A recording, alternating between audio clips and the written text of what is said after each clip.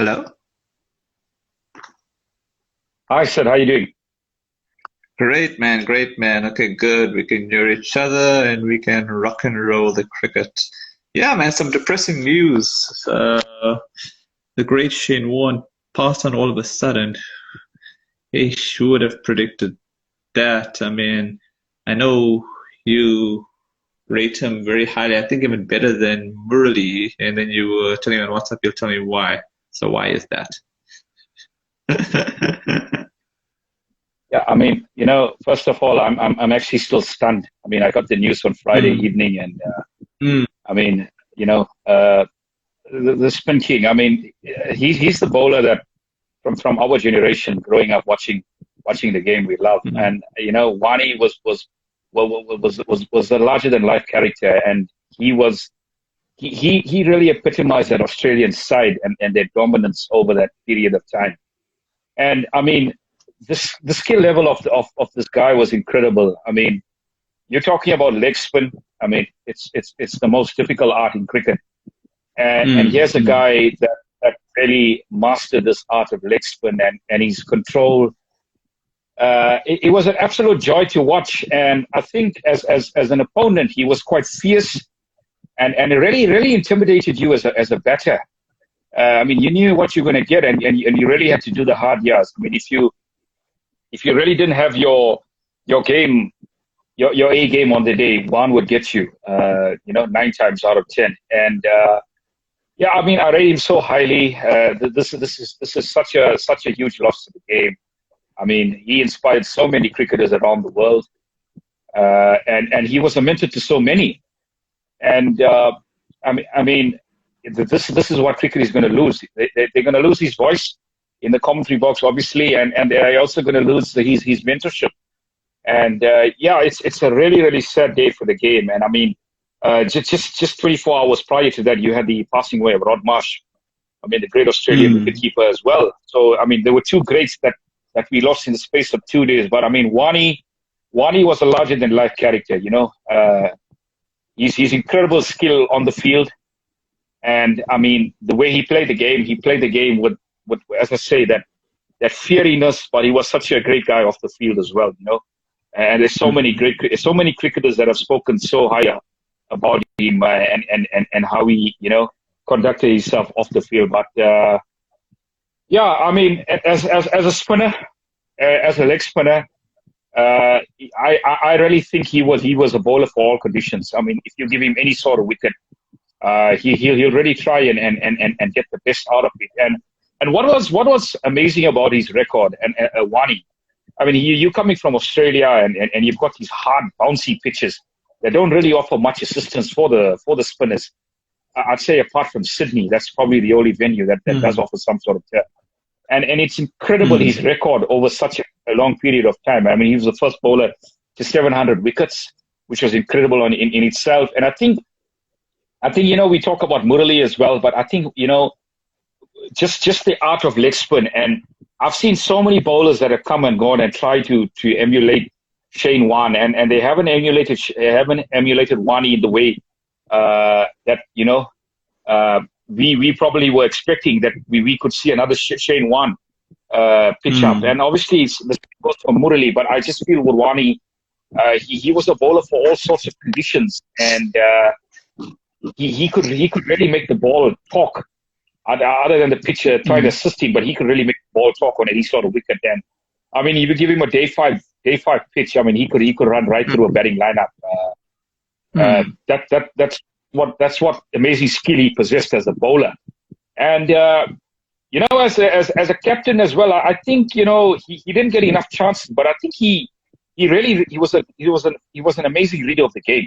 He could really read the game mm, quite well, and that's the reason why he fielded a lot of his career in slips. So I mean, mm. this is a legend. We've lost such a giant of the game, a larger than life character, and rest in peace, Wani. I mean, you've been a great you've been a great servant to this game. You've been one of the great characters, and you'll forever be one of the kings of spin. I mean, really, from in my opinion, I think Wani was probably along with the likes of McGrath and Waka and Wasim probably, top 5 greatest bowlers I've seen in my career. But I think arguably the greatest spinner that I've watched in my time. No, the only reason why I chose Murali, because if you look at Murali, he could also bowl a bit of leg spin, So, and also he has the most wickets. And also, I think if you look at Warne's record, I think most of his wickets came against the Western nations. Western nations aren't really the best of spin. I think his record in Asia was okay. I mean, I don't think he was. Yeah, so I think. Don't get me wrong, I respect the guy, he's a great legend, but obviously I think I would always pick Murali ahead. But anyway, it's not about Warne versus Murali, it's more about Warne. So yeah, it's very odd to see him die the way he did. That's quite an interesting step. I mean, obviously he played a lot of times against England, and I mean he tormented the Poms. Ashes. And England aren't the best against spin, so yeah. Absolutely. I guess he played a lot of tests against England. He played a lot of tests against South Africa. I think his record against the West Indies was quite good. Pakistan as well. I mean, Pakistan is an Asian country.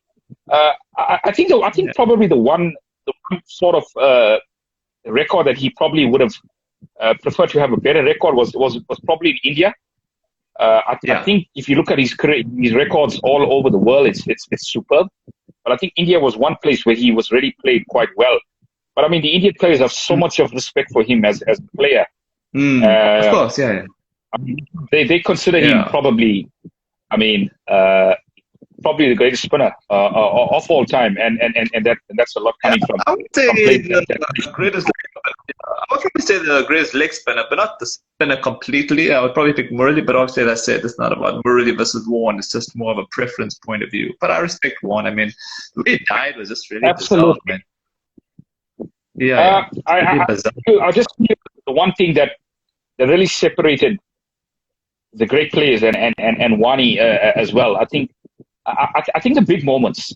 If you look at World Cups, if you look at Ashes series, if you look at SA versus India, Australia versus India series, SA versus Australia series.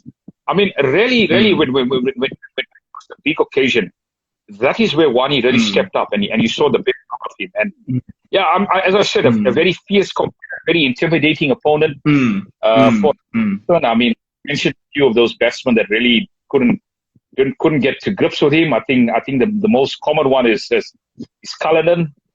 But this was a guy for the big occasion. This was a player for the big occasion, and I think you gotta respect it. You gotta admire that. I think Murali is a fantastic bowler, but I do feel there was a lot of burden on Murali as well throughout his career. There was a huge burden on Murali as a player. Too much.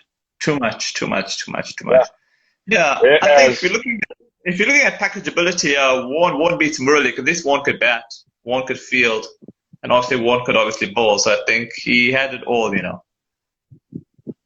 And let's not take anything away from his tactical skills in the game as well. I think he was quite a superb captain. I think he was given chances.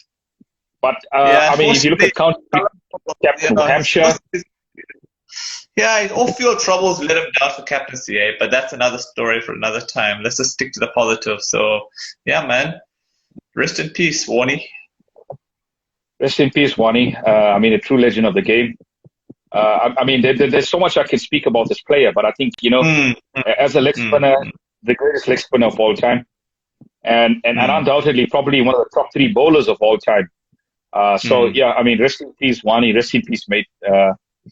We've lost a true legend of the game. So, it's a sad day for cricket. And, I think if we look back at Warne's career, there's so many highlights. There's so many things we can talk about. I guess we've got to have a complete show dedicated to Warne. That's the sort of character he was, and that's what he gave to cricket. So, condolences to his family. And, rest in peace, Warne. Yeah, let's say a quick shout out to Suhail. He said how's it to us. Hi, Suhail. How's it, buddy? How you doing? Yeah, okay, let's get down to cricket again. Let's speak about something more positive. South Africa beat New Zealand. What a comeback after that first test drubbing. And I was telling you on WhatsApp, it felt like a charity event. We definitely played really badly in the first test, but great comeback by Proteas, true Proteas fire. Now we have to beat Bangladesh. I'm sure that'll be a cakewalk if we apply ourselves, even though it's in the coast, but yeah, anything less than 2-0 will be a bit of disappointment. Your thoughts? Sensational comeback. I mean, really, really sensational. I mean, we're talking about that first test. I mean, there wasn't much optimism coming out of that first test. It was a really, really dire affair. It was sort of a funeral. I mean, look at that game. I mean, New Zealand really, really dominated the Proteas. But, I mean, I'm so glad by what I saw in that second test, especially the fighting spirit of the side. I think they really, really had a good talking to after that first test. And, I mean, their disciplines were spot on in this game. I mean, their batting, I mean, they made sure they got good first innings runs. And then with the ball, they were quite disciplined. I mean, albeit for CDG's 100, you know, in the middle there. But I mean, the Grand Home. I mean, apart from that, I thought they were sensational with the ball. I mean, this is a testament to the side. I mean, we've seen it in the India series, and I mean, I had no doubts that they would come back, but I think they just had to prove to us that they could do it. And I mean, they really are proving a lot of doubters wrong. I mean, a lot of teams, a lot of fans were obviously so disgruntled after that first test, and you know, we were talking about, but I mean, guess what? That 90-year record is still intact. I mean, unbeaten in Test series against New Zealand. That's a fantastic achievement on its own. And look, I was so happy for Vrij. I thought he was superb in this second test. That century in the second innings. I mean, that's as good a century as you'll ever see in Test cricket. And I mean, Sadal was superb in that first innings as well. I mean, he showed so much of maturity. And I know he's quite an experienced player. I mean, although it's just his second test, but I mean, you can see the experience of the guy. I mean, he knew which balls to play. He knew which balls to, you know, leave alone. He was very, very disciplined. And I mean, look at this guy. I mean, you say he played 100 Test matches. I mean, the way he looked so composed at the wicket. So, I mean, I'm very, very satisfied. I'm very happy with that performance. I think they really learned from their mistakes in the first game, and I mean, table, so really a force to be reckoned with in the future, I feel. Yeah, man, nice to see Rabada back in the scheme of things. He got a Man of the Match award, and then Matt Henry. You got to give him KG. Player of the series. KG was. KG was on fire. KG was literally on fire. I think, you know, that is a KG that we expect from. And, I mean, Keshav bowled quite superb as well. Keshav really, really, I mean, if you look at this game, he's the sort of player that was missing in that first hit. So definitely. I think they got the balance. Smoking side was, absolutely. I mean, a lot of experts were saying that we're not going to get any turn. But I mean, if I'm looking at Keshav wickets in the second test, I think he defied logic in a lot of ways by, you know, some of the dismissals. I mean, clean bowled. I mean, that was fantastic. So I mean, with Knox coming back, when Giri coming back, I mean, you got Janssen, you got Keshav, you got KG. I mean, this is looking at a really, really potent bowling attack set. I mean, and really, really one that I think a lot of teams will really won't be relishing, you know, facing in the future. Yeah, but we have to give credit to Elgar because I think he really read that pitch perfectly. I mean, hence he chose to play Keshav, you know, and you were saying that he could have chosen the soft option of bowling first, but I think good captaincy by him, eh? Decided to bat first. He read the pitch perfectly. Yeah, he deserves it, eh? He bowled, as he said. Tough decision. Absolutely. And I mean, I'm looking at 3 series of Edgar, and I think his captaincy has been outstanding. His captaincy was outstanding in his first series against the West Indies. That was in June last year. And then against India, I mean, to pull a rabbit out of the hat and win that series, I mean, that was one of the great comebacks in Test cricket. And then, I mean, this series, I'm not a big fan of two test series, to be honest with you, eh? Because I really like Sorry? I really like a series where you can get a result. I mean, a winning result Yeah. in the series, and I think we need to do away with these two test series. I'm not a huge fan of it because I think it would have been so interesting to see a third test, and I mean, New Zealand would have come back quite hard, and the Proteas would have actually went for it as well. So I really, really want to see more three-test series in the future, Sir. And I think the ICC definitely. Yeah, because definitely. to me, I was thinking, I think they need to come up with a more standard formula whereby they should make all test series three test series just to get a fairer result. Because as you know, I'm not a fan of a percentage result. It's so ambiguous percentage series because one team can play so many matches and boost up their percentage, or you can have teams playing less matches but still get a good percentage series depending on opposition. And that's why I prefer the old system whereby there's more points per series, 120 points. Even if the matches were less, but at least you knew the points were exact. So maybe they'll have to revisit it. But I think they're doing a percentage because of COVID times and all that crap. So anyway, that's a story for another time. Eh? Yeah, I mean, even with the COVID situation, I see no reason why they couldn't have a three-test series. But I guess, of course, I guess the only sort of explanation for that is because I mean there's a quick turnaround between the Bangladesh and the SA and Bangladesh as well, which is in 2 weeks' time. But I mean the one day are starting first, so that's going to be interesting to see because I mean the IPL is really around the corner as well, and I'd like to see the loyalty of the players. I mean how many are actually going to stay back and how many are actually going to be going. So what's up, link on that? What's up? Yeah. I did see that article with Elga, and I mean Elga is obviously he spoke about the players trying to test their loyalty now. I mean you got to admit it. I mean international cricket gets you into the IPL, so I mean you really can't take international cricket lightly, and I mean to play a test match for your country is the greatest honor, and I mean if you're going to really if you're gonna distance yourself from that, it's a real shame because I mean that's the ultimate in the game. Yeah. Test cricket is ultimate. Yeah. But I guess with no disrespect to Bangladesh, I guess you could have some players going for IPL because I think if you have spicy pitches against Bangladesh, you could pretty much put some of your teams that are in the A team going to the national team to go against Bangladesh. I don't think it should be much of a problem. I think they're playing on the coast, so yeah, that should be interesting. But we should still beat them 2-0. I mean, unless weather permitting. But yeah, we can't have another Sri Lanka, man. That would be too humiliating. I couldn't bear that, man. Oh yeah. And we not talk about because that series was really one to forget. So that was a series last year. So look. I really want to see good batting wickets. I think the most important thing, I mean, you play Bangladesh. I'm sure it will be. It's in the coast, so definitely a lot better than what we saw against India. It's been the coast, so it must be better. Yeah, I want to see good batting wickets. And obviously, I want to see, I'd like to see more fluent run scoring from the batters. So that's going to be really important. And it's going to be interesting to see. Yeah.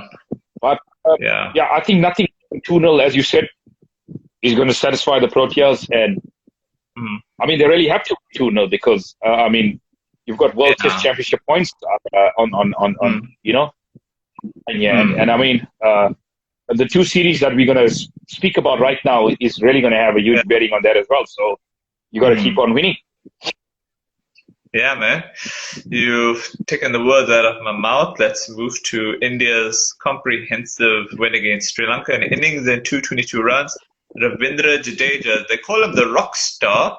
I think Warne came up with that nickname for him, actually, Jadeja, the rock star. And he really is a rock star. 175, not out. Picked up 9 wickets in the match. God, I don't know how this guy doesn't have a A+ contract with the BCCI. I think the BCCI needs to get their heads examined, man. This is not right. Yeah, I mean, that nickname, the Rockstar, was probably given to him at Rajasthan Royals when Warne was there in the first season of the IPL. So I think they really did on the they had a good relationship with each other, Warne and Jadeja. And I mean, Yeah. this game here, he really class with the bat and with the ball. And I mean, look at India. This is a really dominant win by them. But I think we spoke about it off air. I mean, there's really a gulf in class between both teams at the moment. And, That is true. That I think is true, yeah. The Sri Lanka side, they probably need a probably 3 or 4 years more of consistent cricket and backing these youngsters, and then we'll start seeing results from them. But at the moment, this is a team that's really struggling at the moment with bat and with ball. That opening day, when I looked at the scorecard and I saw 357 for 6, and I'm just thinking to myself, I'm really astounded, because I mean, you don't really get that in Test cricket anymore. You don't really get a side running away with that sort of run rate on day one. That's really insane. I mean, to have a team scoring at over 4 and over. Yeah, but cricket had them in trouble at one stage, about 220 something for 5. So I was quite impressed by how they came back from that. Rishabh Pant was awesome. He should have made 100, and then today they should have got his double 100, but the other batsmen didn't really help him out. But still, it's very dominant performance, as you said. And yeah, you're right. Sri Lanka really down to the dumps there on a really good batting deck. So I thought this was one of the best pitches India have actually created in a long time. Did something for the pacement, did something for the spinners. The commentator was calling it a very good batting deck. So yeah, Sri Lanka need to really get their butts up the wall. I think you're right. They need to play Associate Nation, hold up their confidence. Yeah, look, I mean, there is some talent there, and that was disappointing, because I mean, this Test match could have went the distance if Sri Lanka really applied themselves with the bat. And I mean, you've got the likes of Nissanka, and I've been a big fan of Nissanka. I just speak to you about it on another show, and I mean, Dimut, I mean, he's one of the best opening batsmen in the world, along with Alga, for the past couple of years, and I thought he didn't really have a good game. And I mean, Matthews has got so much of experience. There's a lot of talent. There's a lot of talent around this group here, but I think it's a lack of confidence at the moment that's really hurting them. It really is a lack of confidence. And experience, but I think there is. I think they do have enough to work with going forward. But I'd really like to see them. I'd really like to see a better performance from them in that second test. I mean, even if they don't win the match, at least give us a performance. I mean, something that Sri Lankans can be proud of, and the world can and watch and see. This side is actually making progress, because I mean, I think this is one thing that they want to forget quite quickly. I think India were really dominant, and I mean, you spoke about Pant, and I think he played sort of a Gilly knock there. He played sort of a Gilchrist knock there, counter attacking at his best, and he really put them under pressure there, and I think after that, I mean, the partnership, the one partnership that really took it away from them was Ashwin and Jadeja's partnership. There was no way back for them after that. Yeah, man, and I would say it was a perfect match for Virat Kohli, 100th Test match, and then Rohit Sharma captaining in his first Test match. I think so, all round perfect for India. Can't complain. I think second Test match should be fun. Day-nighter, ball will do all sorts of things. Hopefully, Bumrah gets a bit of a bowl. Man, he was really under-bowled. I don't think he gets a bowl much in India, so hopefully he bowls much more.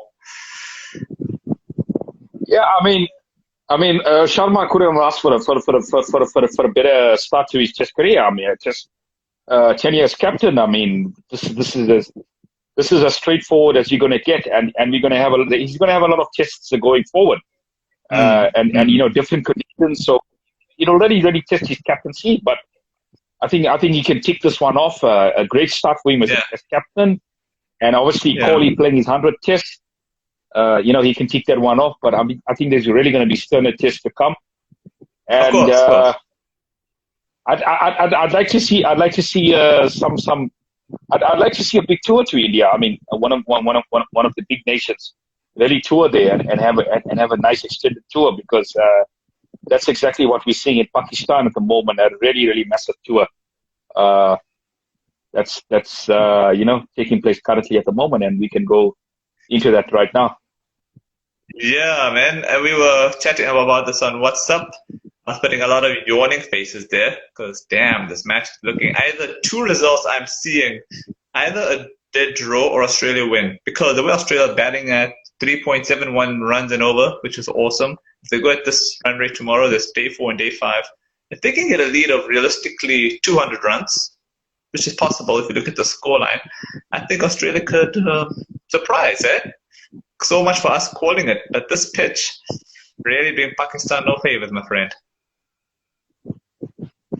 Yeah, look, I've been a bit disappointed this weekend, to be honest with you. I think it's been too docile for large periods. I mean, day 3, and we've only seen 6 wickets fall in 3 days, which goes to show this is really a graveyard for bowlers, and we exactly seen it. But, Pakistan, they didn't do much favors for themselves this morning. I think, they had a chance quite early on when Khawaja was on 25 and they dropped that. And he made them pay. Luckily, they got him out before he scored his century. But I was actually impressed by Pakistan with the bat in this game, because I don't think we've seen a lot of Pakistan with the bat and what they're capable of with the bat. Because for many years, their batting lineup has been quite brittle in Test cricket, especially. But I was so impressed with the way Imam ul Haq batted on day 1, and Azhar Ali. I mean, he's a class player.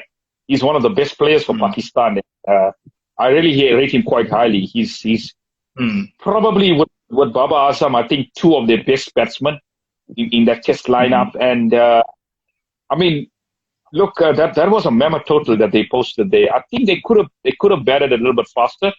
I think you mentioned that they could have batted a little bit faster.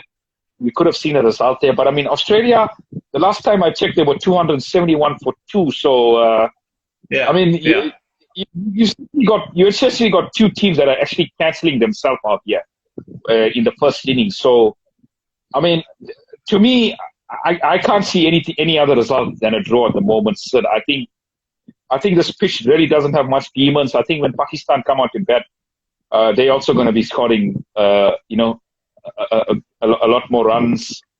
So, I mean, at the moment, it's a draw. And a bit of a disappointing thing, because I think we wanted to see a result. And this is such a big series. And I'm just hoping the next 2 venues, which is in Lahore and Karachi, that we do manage to get results. Because, I mean, the last thing we want is a 0-0 Test series result, which would be, unlikely. I think they'll just probably make them more turning for the next 2 Test matches. Yeah. I hope to see a lot better sort of return for the bowlers. And if this Test match ends in a draw, which in all likelihood it would, 95% an over chance of this being a draw, the way things are going at the moment. It's coming to the next Test match. You're starting from scratch, and I think that's that is where Australia is really going to be dangerous, because I think they're really going to try and look back at the way they bowled this game, and they'll come back a lot stronger. And I got a slight feeling I can see the series ending 1-1. Okay. It's just looking that way at the moment.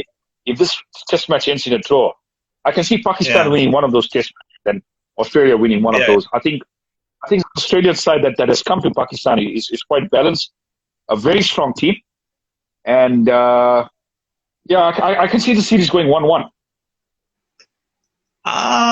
Actually, I want to put a span on the works. So if it happens that Australia declare, and if Pakistan does squeak a draw, meaning that they probably lose 8 wickets, I think we'll see a very resurgent Pakistani. It reminds me of that situation in Dubai, right, where England played against Pakistan, and England were on the way of winning, and then somehow the match was a draw because I don't think they had enough time to finish it. Then Pakistan won the series 2-0. I could see that happening here too, depending on how the draw happens. If it happens that the draw is just dead, then it could be anyone's series, but I think it's more about how it ends. Hopefully, I don't know. It'd be interesting to see how the next 2 days happen. Hopefully the pitch starts to play a few more tricks tomorrow. The Pakistan bowl out Australia quickly, and then Pakistan bat aggressively again, make another declaration. But that's all fast talk at the moment. But anything can happen in Test cricket, you know that. Absolutely, absolutely. Anything can happen. So I think Pakistan, they're probably be a bit disappointed with the way they bowled and the way they fielded this Yeah. morning because I mean they had enough runs on the board to play with. So I mean I expected the bowlers to come out fighting, and I think they were a bit sloppy in the field, and I think their body language as well. When Warne and Khawaja were batting, I think it wasn't really there. So yeah, I mean, anything is possible in Test cricket, but highly unlikely at the moment. If Australia can score 400 plus, I mean, this is really going to be ending in a draw because considering the way Pakistan batted in that first innings, that is what took time out of this game. I guess the only other result I can think of is an Australian win. In that sense, Australia will have to score 600. Australia will have to score 600. Yeah, 71, get a 200. Yeah. Get a 200 and I think try and bowl us Pakistan out cheaply in that third innings. But I think on these sort of wickets it's highly unlikely because, I mean, you're really not getting much off the day. And there's not been much seam movements as well. I think the bowlers are toiling a lot. But I think it's more about the mental, right? I think Pakistan are not very good mentally when it comes to second innings. So Australia get a decent lead of 200 plus. Pakistan could just lose it in their heads, not just the pitch. Although the pitch could play a few tricks, but let's see how it, goes. You're laughing. Yeah, I mean, Pakistan, this is the sort of side that they are. I mean, they're really, really unpredictable, and we've seen this over the years. Yeah. I mean, on their day, they can beat the best team. We've seen some patches. But I think this Pakistan side is a little bit, in terms of, I'm talking about resolve. I think they have a lot more resolve, and the reason for that, I think this one coming in, players like Fawad Alam. I think these are really fighters at the wicket. When they're batting, really hard as nose players. So that's sort of thing that Pakistan were lacking in the past, especially teams that were led by Sarfraz. I think this Pakistan batting lineup is really strong. If I look at it.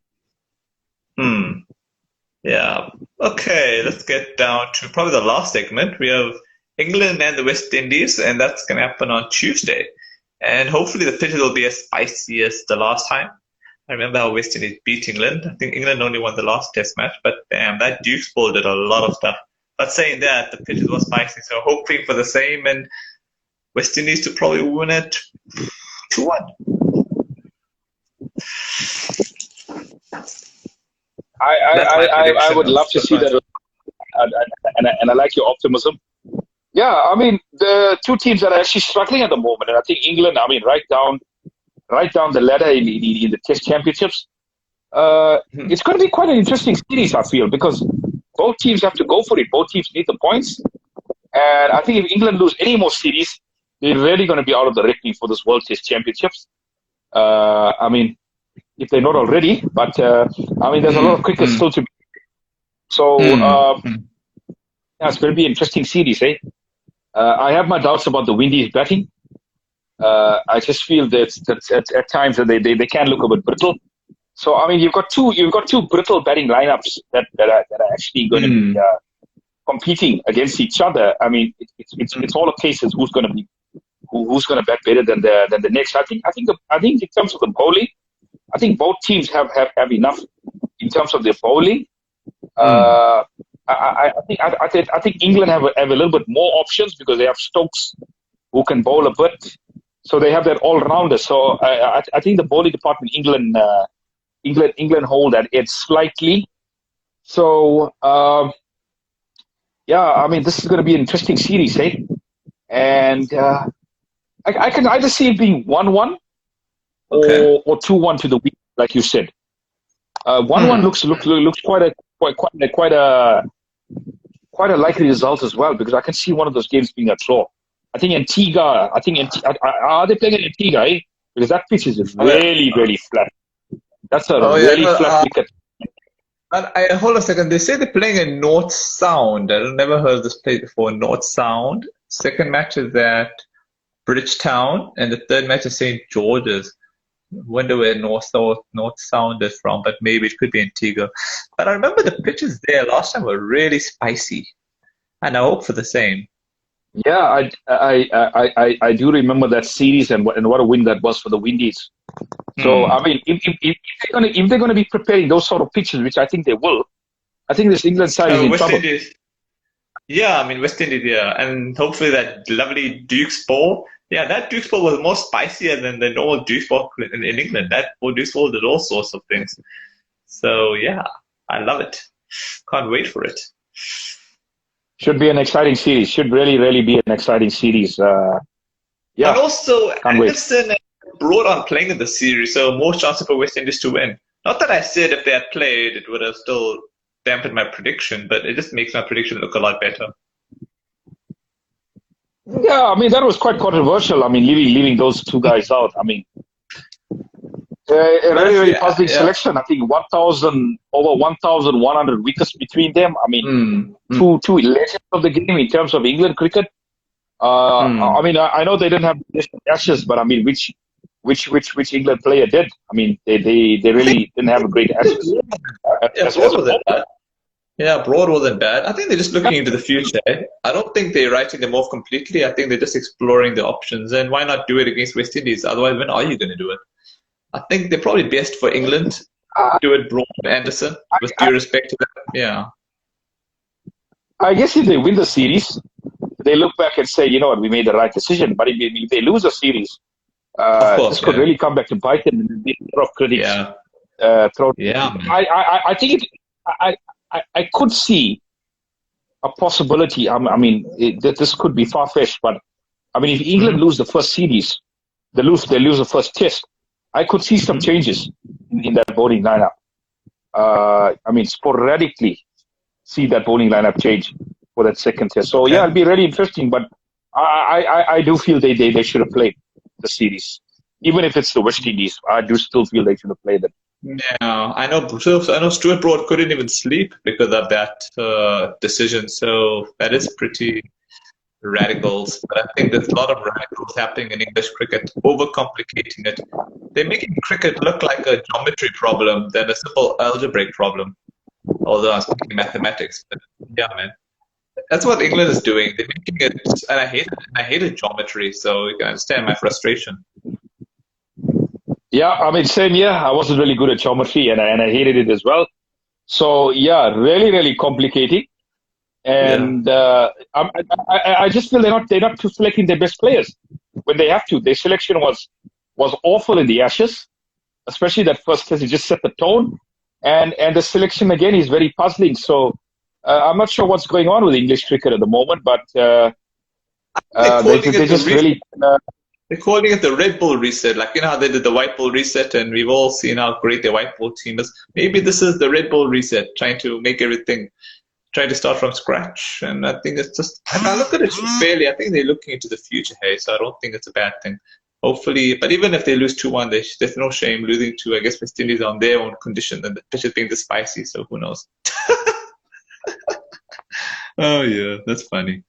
I mean, that's a big call. I mean, I wouldn't want to lose to the West Indies. Yeah, I mean, I don't think anyone does, but I guess it's the start. Yeah, I mean, it's really puzzling. I think the problem with England at the moment as well, I think they really need to get bowlers that have a lot of pace. I think they took a lot of bowlers that are good in English conditions, but away from home they are found wanting. But I mean, Anderson and Broad have been superb for so many years, but I think their best performances have always been at home and not away from home. So, I mean, I would have still played them given the experience and given the form of this England side at the moment. Really puzzling. So, I mean, this is a big opportunity for the Windies to beat them. Yeah, man, I think that's pretty much a wrap. And actually, I'll check you again next week. Okay, sir. Enjoy your weekend and chat to you soon. Take care. Cheers, mate.